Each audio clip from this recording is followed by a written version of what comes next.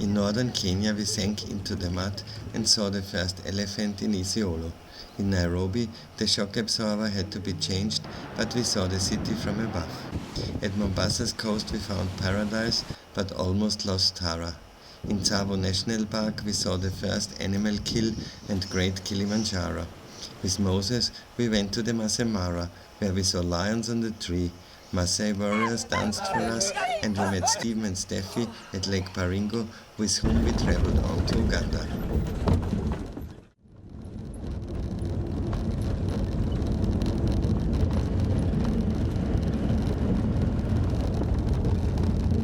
The border crossing into Uganda was not a problem. We were warmly welcomed by the officers and pointed out the beauties of the country. Uganda is already sympathetic to us, as the officials left a friendly impression. Already the Mount Elgon in range, but the joy is clouded as we learn that a landslide has swept away the road and we have to take a detour of about 200 kilometers to Sipi Falls. The road is more than bad, and it looks like we will reach Sipi Falls not before midnight. That means many hours of driving at night, what you should not do in Africa.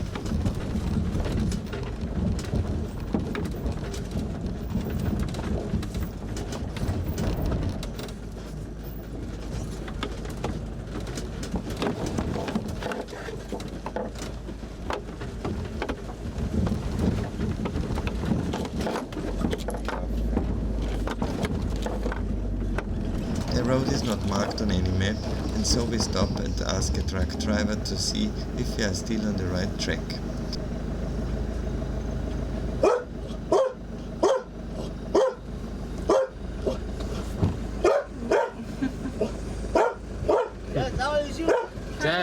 Thank you. CP Falls? CP Falls, you have to go this side and then you come back from the other end. Okay. You will reach. But the road is very fine. Okay. You're making photos on there? The road is fine, the driver says. He thinks probably the direction is fine, but not the road conditions. Promptly and as expected, we came into the night, horrible driving around. It was not until the early morning we could see where we landed. The view from the campsite to the Sipi Falls is gorgeous. 60 meters the water masses plunge into the depths. The complex of waterfalls consists of 4 separate falls that lie at 1,770 meters above sea level.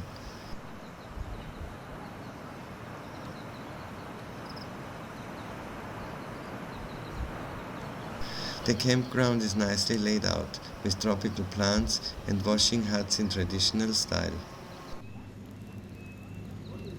We do not want to lose time and jump into the hiking shoes. A mountain guide is also on hand who leads us down to the falls. The descent is fierce. Over narrow wooden ladders with ropes to hold, we climb down a rock wall just in the style of the Austrian mountains. The guide carries my tripod. I'm absolutely thrilled with the guy.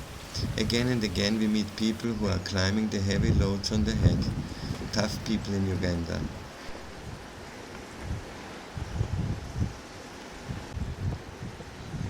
A woman balanced a bundle of wood on the head. Unbelievable. How are you? I'm fine. Vizuri.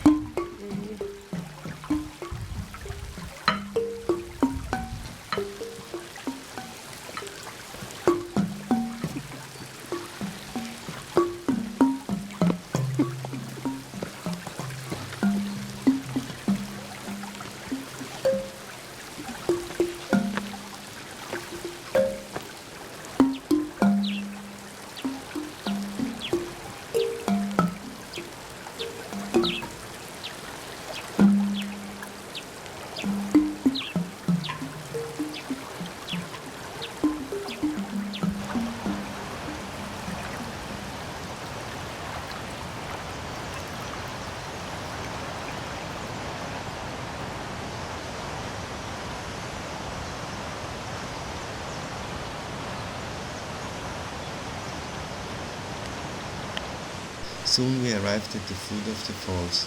A great spectacle, breathtaking.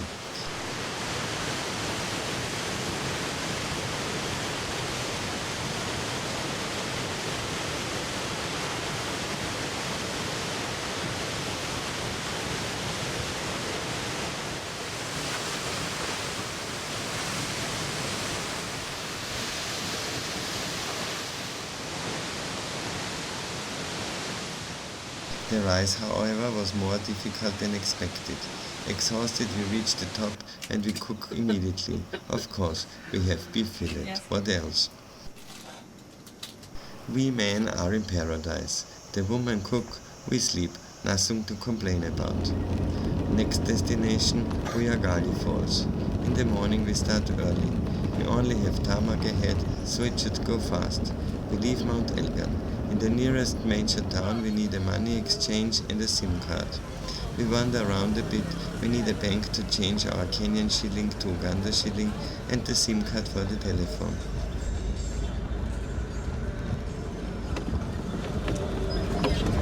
Neuberechnung. Bitte fahren Sie zur markierten Route.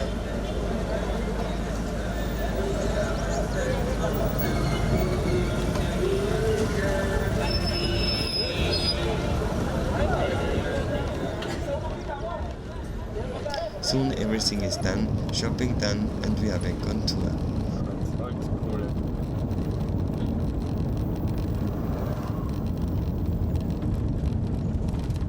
We want to buy fruit and vegetables. Stop at the left side because we drive here on the other side of the road as in Europe and look what the stands offer.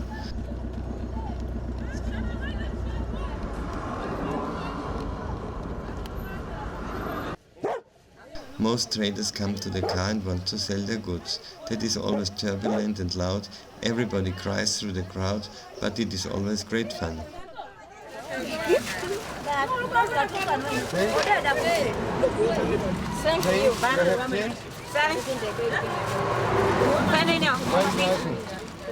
One thousand. Yeah. No. Okay.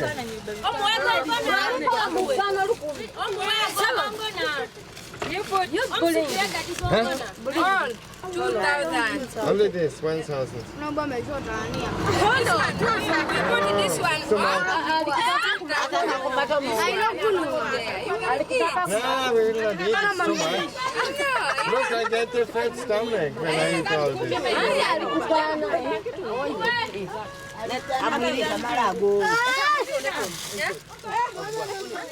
Of course we must bargain. The courtesy in East Africa demands that. So we play the game and in the end it is usually a trade. Once you make a bargain, other times you will lose. This is Africa. In another city we stop to organize charcoal. It is sold on the roadside, usually in big 20-kilo bags, but you can also have smaller portions.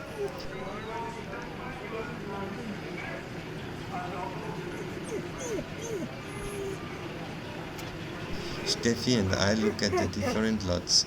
There are different sized portions and the prices does not seem to correspond with the amount offered. We select 2 portions that provide the best price-performance ratio. No, Africa is not logical.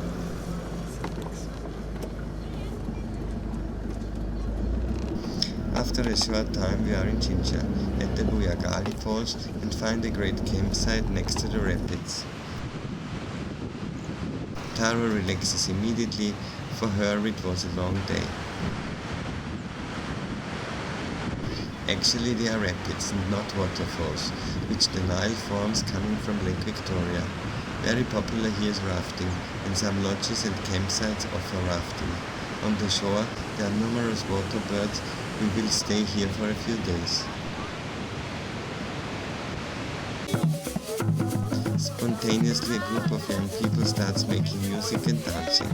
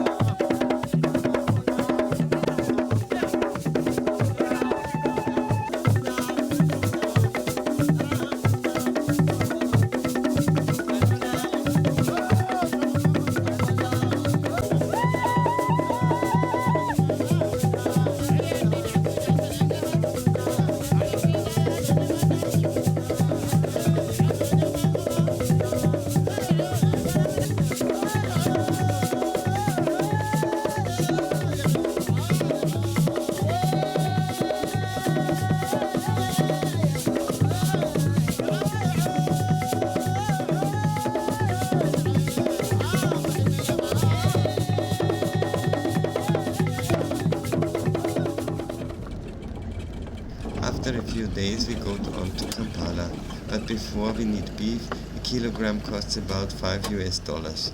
Steffi and Alexandra go shopping. At the stall there's a lovely piece of meat hanging, not a beef fillet, but this meat is very good for steak as well. Since Egypt, we know where the steak is in the cow. We prefer to buy from the street butchers than in supermarkets, in spite of flies, because the meat is fresh and is sold very quickly. Alexandra is surrounded by small children. The most stare at her long blonde hair. At another stall they organize vegetables. Locals watching the scenery, white people rarely buy at these stalls.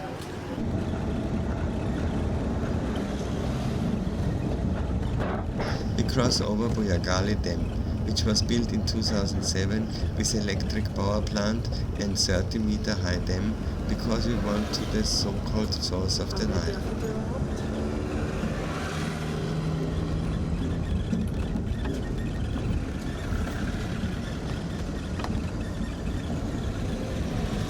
The construction of the dam has changed a lot. It was a greater intervention in the ecosystem and the rapids have changed. The rafting companies will have to move downstreams.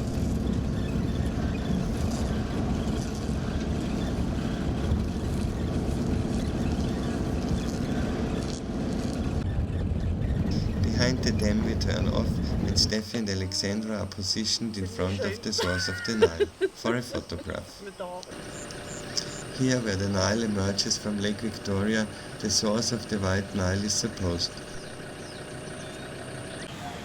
In Kampala, we check in at Red Chili Camp. Curious is the giant pig that will even get bigger by Steffi's food gift. It is the attraction here and every guest wants to pet it. Kampala is a surprisingly modern city with a variety of shopping centers, mostly South African chains like ShopRite have settled here. Fahren Sie 850 Meter, dann in We Kreis. find out quickly from Kampala. Our destination is Murchison Falls National Park, but until then we will need a few days.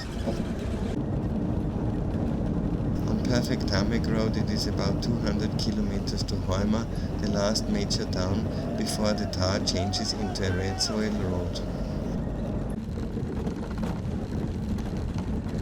On this road it's about 100 miles to the national park, not to manage in one day. Never mind, the scenery is beautiful and it is always interesting on the road.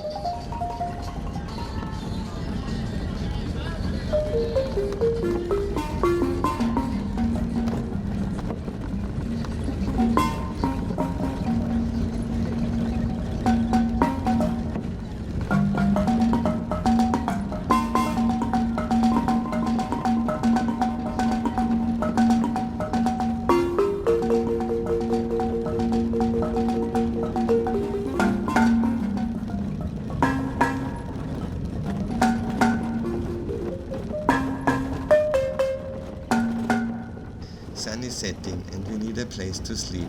Supposedly there will be one in a few kilometers. We are skeptical, then surprised that there is in the middle of the jungle a small community campsite.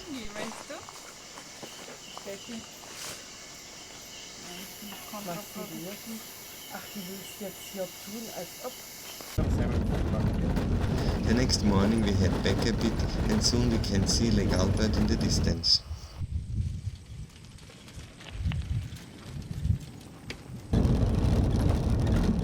In the middle of nowhere a bit of tarmac appears. The joy is great but lasts not for long because the piece is just 800 meters long and probably served to minimize the mud on this steep part that would make the road impassable.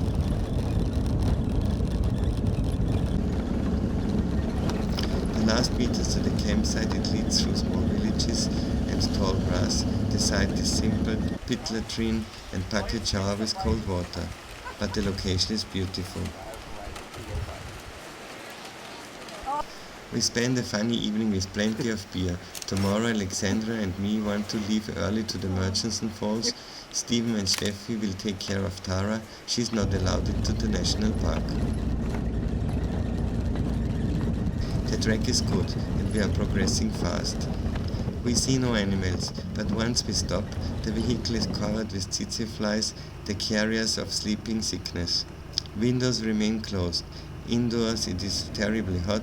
We are glad that Tara was able to stay at the campground. The view of the Nile and Murchison Falls is gigantic. The Nile flows restless till it is squeezed through a 7-meter wide gorge and plunges 43 meters into the depths.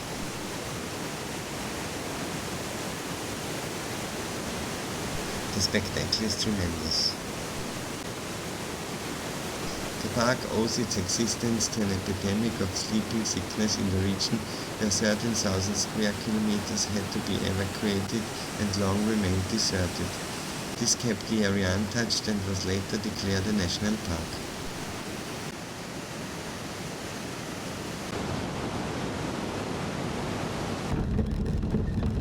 The tsetse flies are nasty and we leave. We still want to go to the Nile where there is a ferry across the river. It connects two parts of the park, however, it cannot be used free of charge.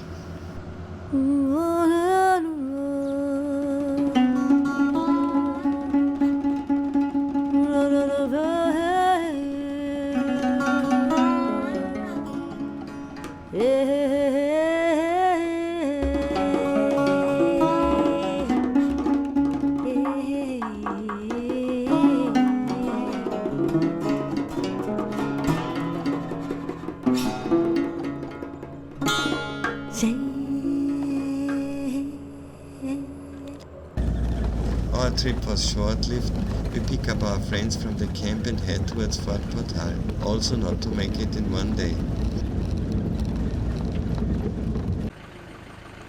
On the way we run into strange cattle. Remarkable are their long horns. It could be zebu cattle, but we do not know exactly. Sunset on Lake Albert, idyllic. We find a place to stay in a guest house. Camping on the lawn, showers provided for us in a bungalow. With a sundowner, we enjoy the atmosphere.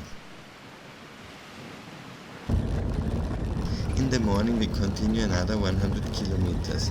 We will again stay at the Lake Albert. The track is not bad, so we should arrive by early afternoon.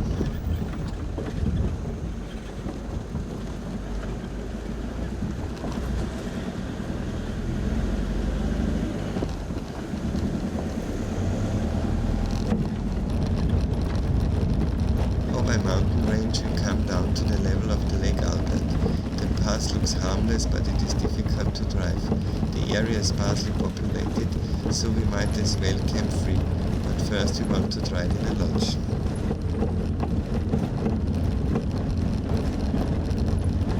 Through tall grass we drive on a hill, where a hotel is signposted. We can camp in front of the hotel, get electricity and hot showers.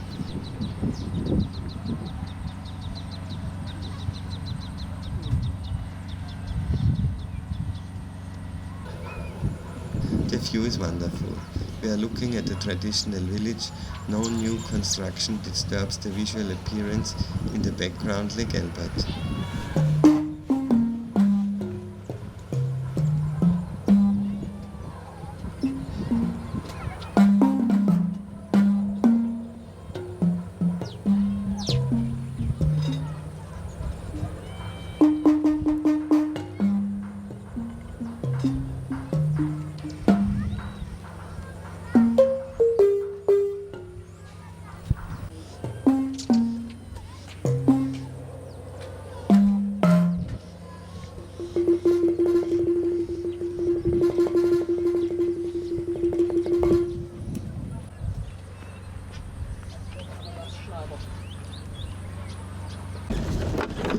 next day should bring us to Fort Portal, but the jungle trek does not look for fast driving.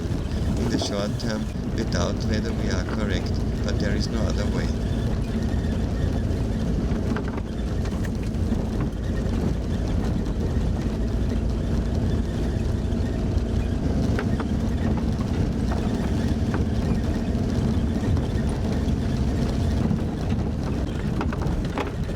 The jungle track gets narrow and overgrown. We consider what we do with oncoming traffic. Let's see if we meet other vehicles at all. It is always wet and we start to slip a little bit.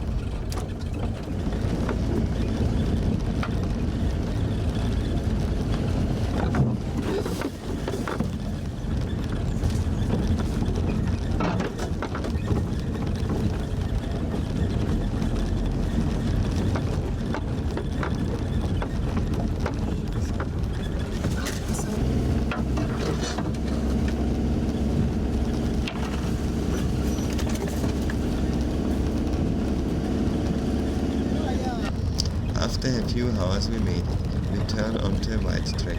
On both sides tea cultivation as far as the eye can see.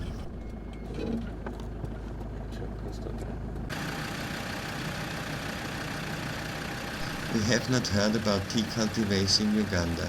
Did never try it, therefore we do not know how it tastes. In any case, it is interesting to look more closely at the plants.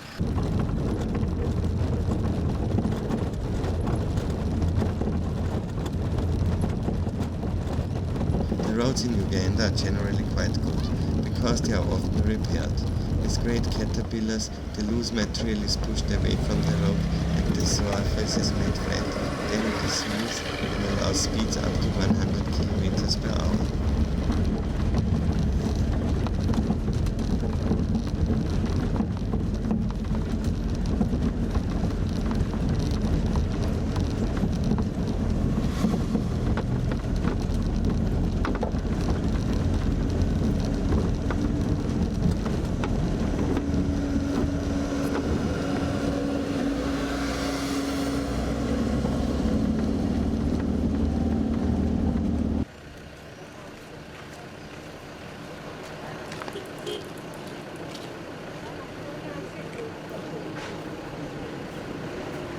We stop again, this time to buy bananas. The fruits here are small and very sweet and taste like really bananas. The fruits here are small and very sweet taste and taste really like bananas, totally different than in Europe. The seller cannot take it to carry the goods up to the car. We stay overnight at Kibale Forest National Park. There is a mountain and rainforest system with enclosed swamp and grassland sections. The trees can grow up to 55 meters. The park has one of the highest primate densities in the world. We are enthusiastic about army ants marching like soldiers in a row on the road. We hoped to see monkeys, but as much as we scanned the trees, nothing to see. A little disappointed we leave. At the reception, we stopped to pay for the night. The receptionist is very nice and said she had already heard them. We step out of the building and we actually hear some. And suddenly there is a rustling in the branches, a colobus monkey.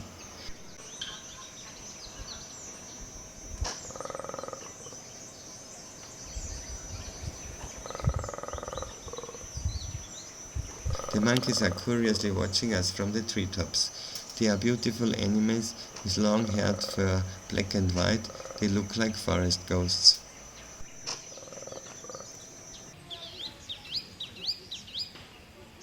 In Fort Portal we stay one more time overnight, and today we say goodbye to Stephen and Steffi. They were already 3 years on the road and have to go back. They want their car shipped from South Africa to Europe, but until then there are still some 1,000 kilometers. We signed on the car and we hugged. It was nice to travel with them. They had come through West Africa, a hard part of Africa. We believe they are already a little bit tired of Africa.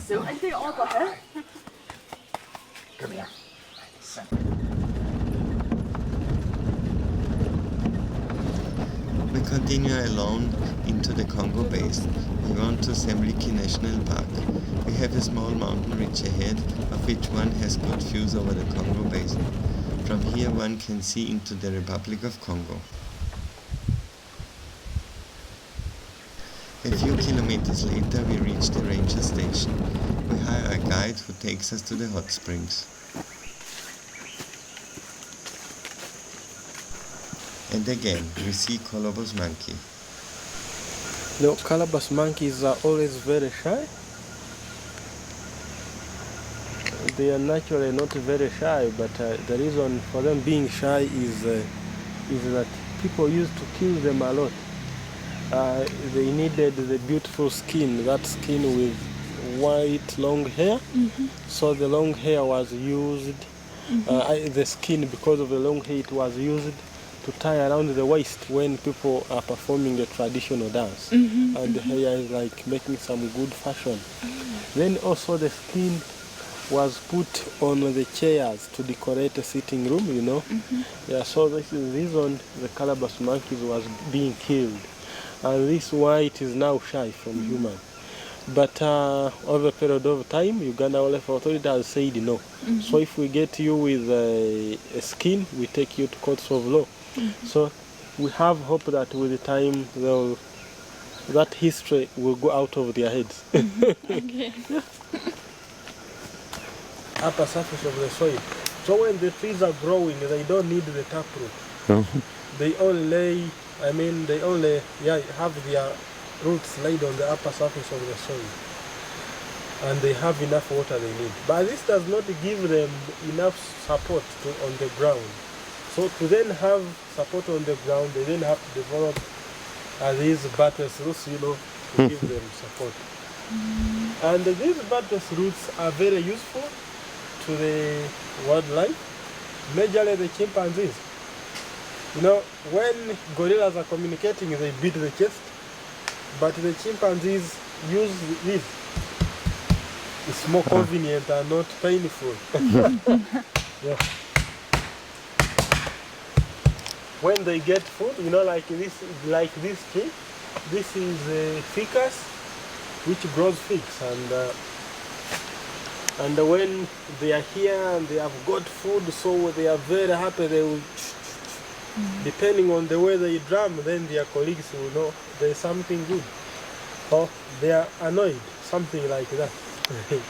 Or when the big male is pushing away the small one so that he eats fast, he makes a very heavy bag.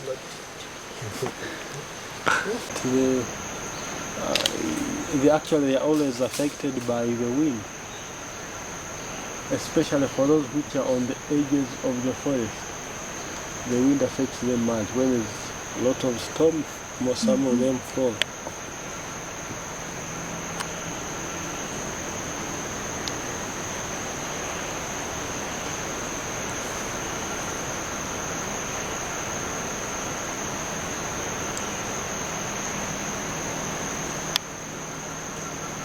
And the eastern escarpment of the Albertine Rift is in Uganda. Then the western is in Congo. So here we are very close to the Congo border.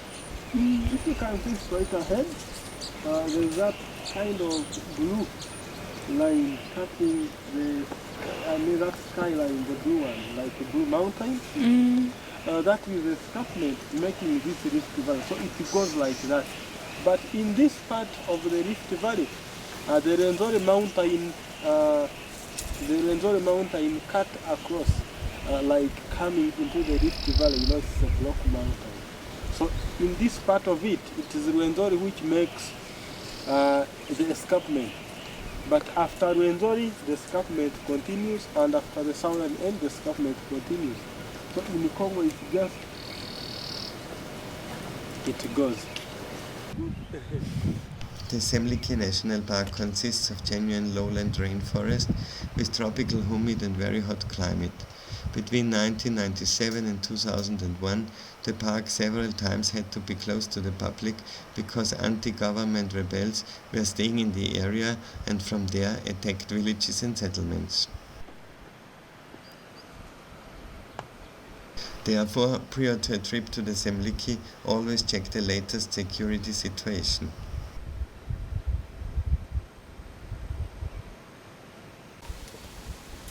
Finally, we reach the hot springs and the hot steam can already be seen from far.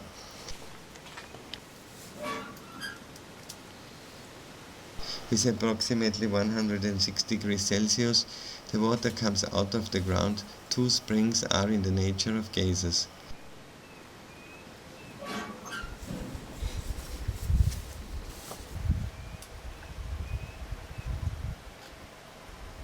Okay. To get a better overview, we climb a wobbly tower. Up from here you can see far into the country and the steam of hot springs.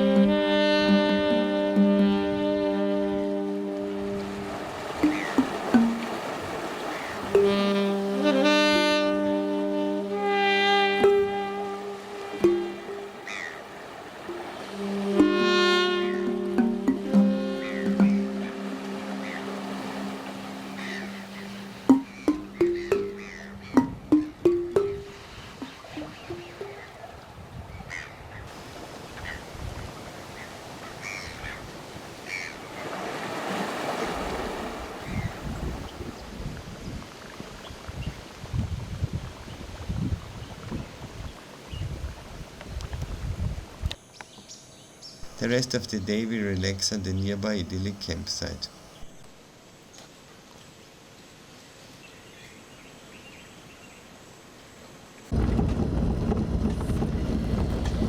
The next day we go to Fort Bodai and the Crater Lakes. The trail winds through villages and fields. On the crater Nyahikere we stay in the Crater Valley Lodge. We are just in time for sunset. Golden sunlight reflected on the surface of the crater lake.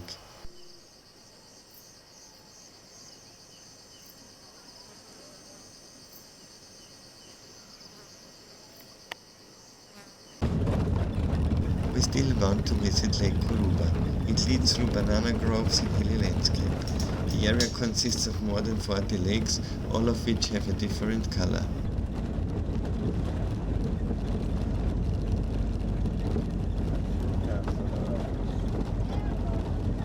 At the community campsite we stop. The campsite is situated on the edge of the crater and allows good views into the crater. The crater rim is covered with rainforest. The lake is not very large, perhaps 100 by 100 meters. Impressive is the background noise. Crickets, birds, and occasionally you can hear the call of a colobus monkey.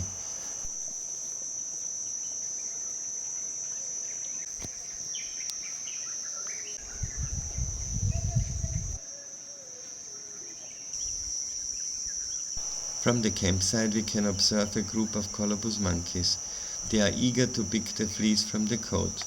Social grooming, this is called. It is a sign of confidence between monkeys and also serves to strengthen social relationships.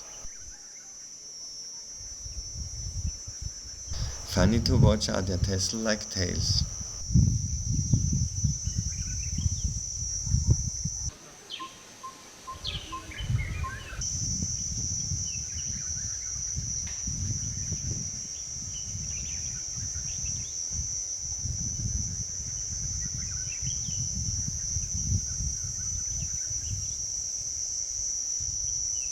The black and white fur serves as camouflage. In the forest and the forest canopy, where light and shadow contrasts are hard, they are hardly exempt from the distance and well camouflaged. We observe these fascinating creatures for a while until we are invited by the head of the campsite to watch a dance performance of the village youth.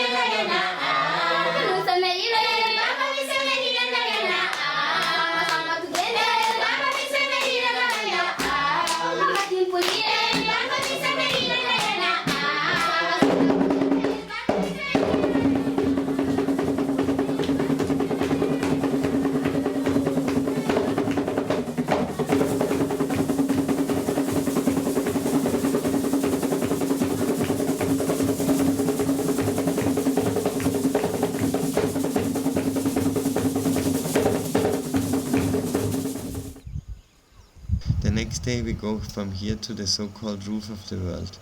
There is a hill from which one can overlook several crater lakes.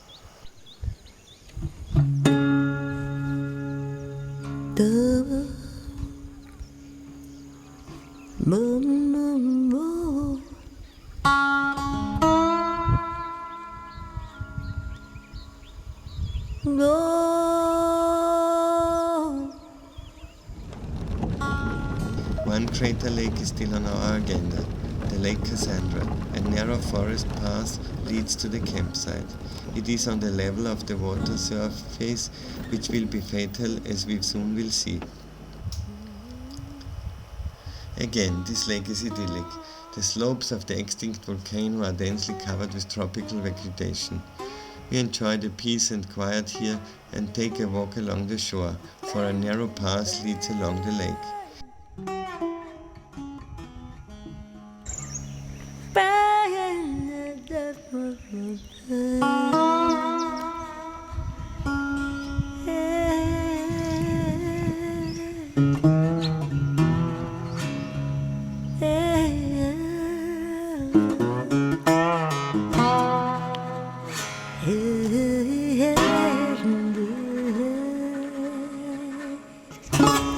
In the night it rained, however, and heavily, which has transformed the black volcanic soil in soft soap. We have massive problems despite sand ladders to get out of the crater. The van always slips sideways off the track. With stones in the lane we try to stabilize the van, and then it happened. The van slipped into a tree and damaged the bodywork on the roof. Bad luck, but our problem is still unsolved. Only with the help of 8 boys who helped to stabilize the van, we managed our escape. We are glad to have tar on the wheels again. Our next destination, the Queen Elizabeth National Park. The transport sector in Africa is its own thing. Whether a vehicle is overloaded, no one here is interested. They load all the space available and more, or in other words, it is loaded short before the leaf springs break. To optimize matters on the top, they pack a few passengers, so that the vehicle is also utilized really well.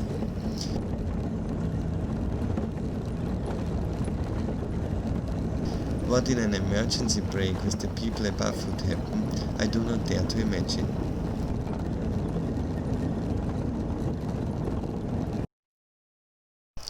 We again cross the equator. A plain concrete ring with inscription "Equator" marks the spot.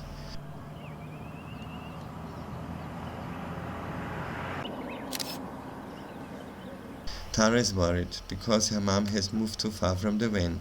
Or is it the buffalo that concerns her?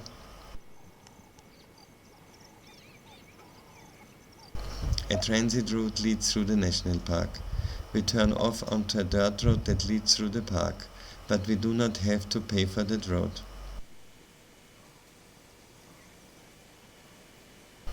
We stop at a shallow lake and stay a little bit. Perhaps animals come to its shores, but we have no luck and drive on.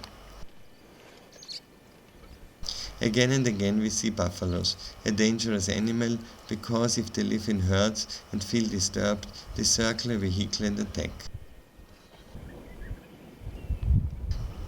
And then we are lucky, a herd of elephants with young animals on the roadside. They march parallel to the road, we follow them slowly. The elephant population in Queen Elizabeth National Park formerly included more than 4,000 animals, but decreased rapidly in the 80s and shrank to just 200 animals. To date, the stock has recovered to about 3,000 elephants.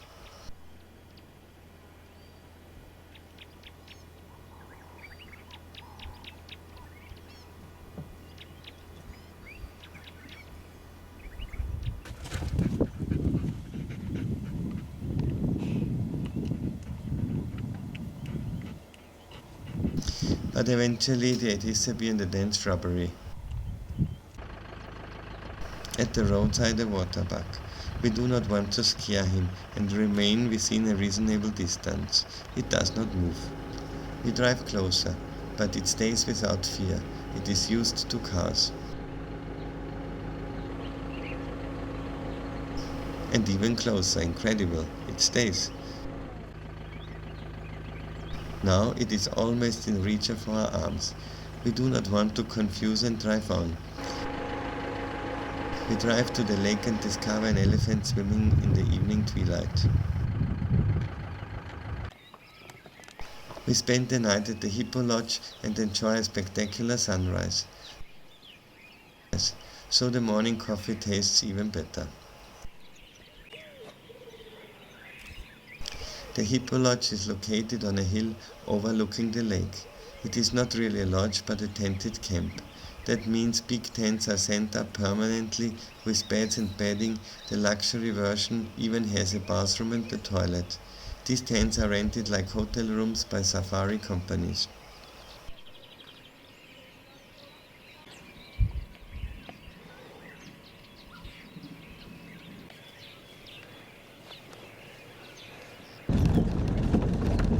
We leave the quiet village early.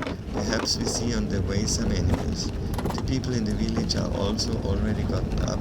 We see little fires burning and hear rattling dishes.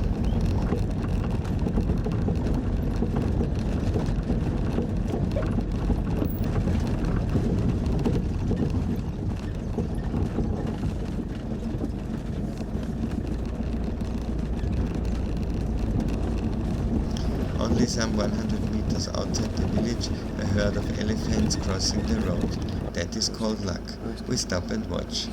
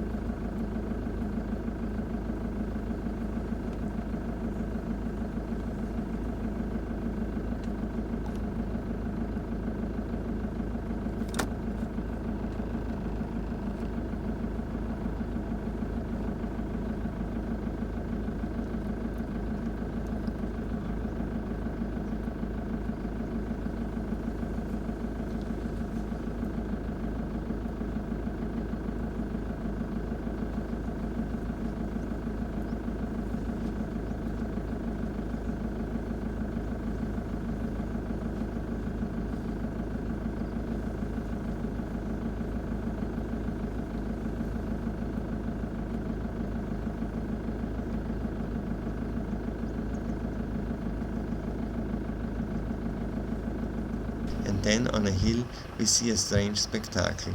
2 young elephants at play. We have never seen that before.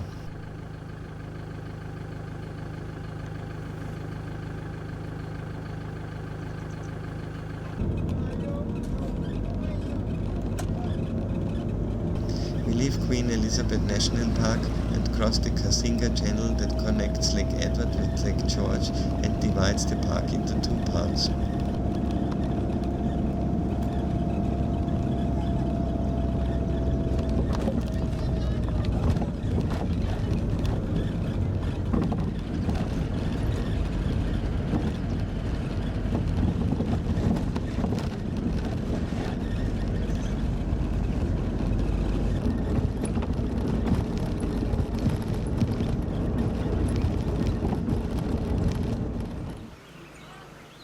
On the edge of the national park on a hill, we found a small campsite.